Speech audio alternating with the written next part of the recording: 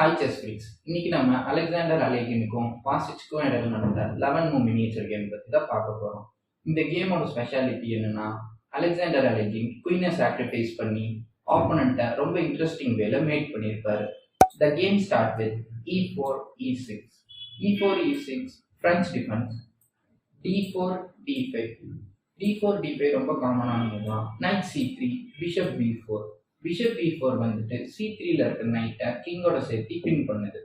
இந்த இடத்துல ரொம்பவே காமனானமும் பான் e5 தான். இதுதான் மாடர்ன் மெயின் லைனாகவும் இருக்கு.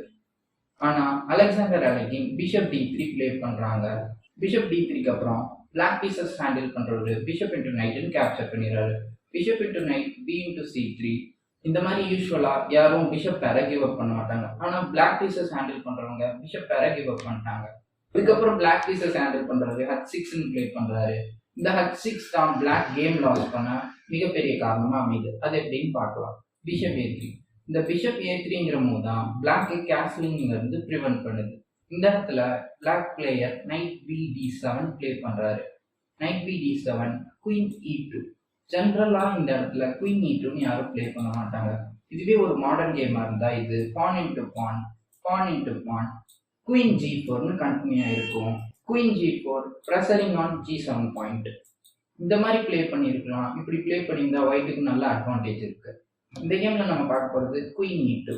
குயின் e2 தான் அலேகின் பிளே பண்றாரு. தென் பான் into porn, bishop into porn, night f6.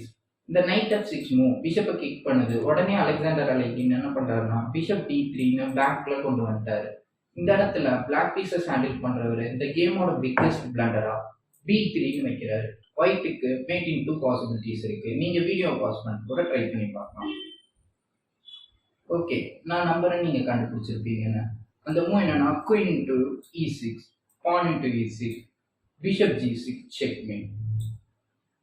That's it guys. இந்த வீடியோ உங்களுக்கு பிடிச்சிருக்குன்னு நம்புறேன். இந்த வீடியோ உங்களுக்கு பிடிச்சிருந்துச்சுன்னா லைக் பண்ணுங்க. இந்த மாதிரியான மோர் இன்ட்ரெஸ்டிங் செஸ் வீடியோஸ்க்கு நம்ம சேனலை சப்ஸ்கிரைப் பண்ணி சப்போர்ட் பண்ணுங்க.